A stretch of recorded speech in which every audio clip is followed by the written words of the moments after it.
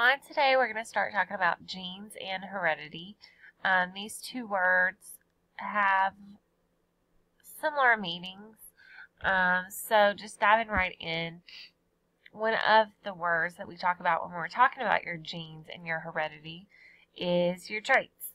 So you can see in the pictures a few of the traits that you can inherit from your parents. These are traits that we usually don't think about. We usually go to the things that are most obvious, like our hair color, our eyes, our height, that kind of thing. But the way that your ear hangs is a trait. So you either have an attached earlobe, where it's like tighter to your face, or a free earlobe, which is where the earlobe does not attach to the side of your face. Widow's peak or no widow's peak, so that's your hairline. If it comes down at all, if it's not like a perfect circle here, then that's a widow's peak. And then no widow's peak. And then a cleft chin is just where you have a little indentation in your chin, and then no cleft chin. So I want you to think for a second about these three traits and which ones that you see most often. Specifically, you might not remember if your friends have attached ears or free earlobes, a widow's peak or no widow's peak, but you can probably think of your friends and figure out if they have a cleft chin or no cleft chin. So most of us do not have a cleft chin. Most of our chins are more like this. So one of the things that are cool about traits is some traits are more common than others. And that's because some traits are stronger than others. And we're going to get into that in a minute. So, in this case with the chin, no cleft chin is stronger, or is a stronger trait than having a cleft chin. So overall, a trait is just a characteristic that an organism can pass on to its offspring. So we get it from our parents. The next word is heredity. So heredity is just where we are getting traits from our parents. So it's whatever traits that you are receiving from your parents. The reason that you look similar to your parents is because you share their traits. So you might be sitting there and say, you know, I don't look like my parents. And that might be true overall. You might not look like them, but you have similar traits regardless. The next word is genetics. So genetics is basically the study of heredity. So all these words are very connected. So genetics is just how we study how our genes get passed. And just down here it says, why the long face? Heredity. So he inherited it. The next part says DNA and genes. So DNA is your body's way of, it's basically information that your body holds about your traits. So it all starts with cells. We know that cells have a nucleus. We know that inside of the nucleus we have X's, which are chromosomes. On the chromosome, if you look inside, we have these little spirals. These spirals are our DNA, which is, again, the instructions that tell our body how to form, what traits to give us, and then specifically on the DNA we have all of our genes. So the way that we studied all of these things about our genes started with a man named Gregor Mendel. He was a monk, and he is called the father of genetics. The reason he is called a father of genetics is he was curious. This is back in 1856 and 1863. He was curious about how pea plants, why they were different, why some pea plants were yellow and why some were green, and why some were wrinkled and some were smooth, and so on. So he started studying pea plants, and he started making them reproduce. So we just finished up with flowers, so he would take the female part and the male part and take the pollen from the anther, get it to the female part of the stigma, and let those flowers start reproducing. As he was doing that, he discovered, so he discovered a few things, so I'll walk you through this. So at first, he started with some flowers. I know I talked about pea plants a second ago, and we'll come back to that. But he also made flowers reproduce. So he took some purple flowers, and he took some white flowers, and he made them reproduce by taking the male part of one and using its pollen to reach the female part of the other one. And so they would reproduce into new flowers. So what happened is when the purple and the white flower made baby flowers, all of their babies at first were purple. None of them were white. And so Gregor Mendel was curious as to why they were all purple and none of them were white. So then he took all of the purple flowers and he made them reproduce.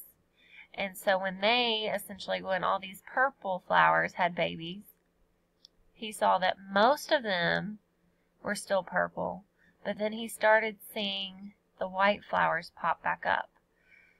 So basically what he was learning is sometimes our traits disappear for a generation, meaning that your mom might have blonde hair, and maybe you and all of your siblings have dark hair.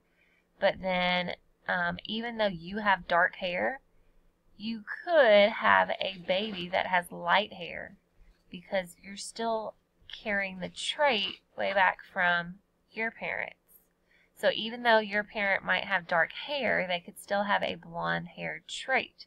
Because as you can see, going back here, this purple flower was made from a purple flower and a white flower. So it has traits from this white flower, even though it's not white. So, again, when these flowers reproduced, the white flowers showed back up because the purple flower had traits from this white flower. And so this also shows you the same thing. So again, a white and a purple flower. When they had babies, they had 4 purple babies. And then these 4 purple babies had baby flowers. And 3 of those were still purple, but 1 turned out to be white. So basically what this was showing Gregor Mendel is that some traits are stronger than other traits. So in this case, the purple trait is stronger than the white trait because more than likely with a purple parent, the flower is going to end up purple, but it could end up white. So then he decided to do a similar experiment with the pea plants, and so he took some peas, and some peas are smooth and some are wrinkled, and he decided to make them reproduce. So when they reproduced, at first all the peas were smooth. None of them were wrinkled. And then he made these peas reproduce. And you can see down here with the ratio, 3 of them turned out to be smooth and 1 turned out to be wrinkled. So again, this wrinkled trait showed back up. It skipped a generation, but then it showed back up because even though these are smooth, they carry a trait from one of their parents, so they carry the wrinkled trait. He also did this, Gregor Mendel also crossed green pea plants and yellow pea plants, and he said, okay, at first they all ended up yellow, and then he made those cross, which means that he made those reproduce, and then the green ones showed back up. So again, most of them were yellow, but one of them is green. So again, that's just showing that the yellow is the stronger trait, but the green trait is still there. This is essentially the same thing as we're talking about. So whenever I say it's the stronger trait, that is actually a dominant trait. So when we crossed wrinkled and smooth, most of them are smooth because it's stronger, it's dominant. And then when we cross green and yellow, most of them were yellow because, again, yellow is dominant. So if you want to take a second and pause and study this chart, you can do so. So in humans, these are some dominant and recessive traits. So again, dominant just means that it's more likely to show up. So for example, you might have a parent with dark hair and a parent with light hair. More than likely, your parents would have children with dark hair because it's a stronger trait. But you could end up with the recessive trait, which is like a weaker trait, if both of your parents have that trait. So for example, my dad has brown hair, my mom has blonde hair, and I was born with blonde hair. And the way that that happened is, even though dark hair is stronger, a stronger trait, my dad has to carry a trait for blonde hair. You don't see it because he has dark hair, but he still carries that trait from one of his parents. So getting into dominant and recessive. So dominant genes are the stronger genes. They're the one that shows up. So when you get a trait from your mom and then you get a trait from your dad, whichever one is stronger is the one that shows up. And then when we record dominant genes are always represented with a capital letter. So that's pretty easy to remember, because if dominant means strong, you naturally should probably think of a capital letter versus a lowercase letter. So getting into lowercase letters, recessive traits are weak traits. So this guy's weak. And we call them weak traits because if you get a dominant trait from one of your parents and a recessive trait from the other parent, the only trait that's going to show up, the only one that we can physically see, is going to be the dominant trait. This recessive trait, the weak one, gets hidden or covered up. So when we write recessive traits, we always use lowercase letters.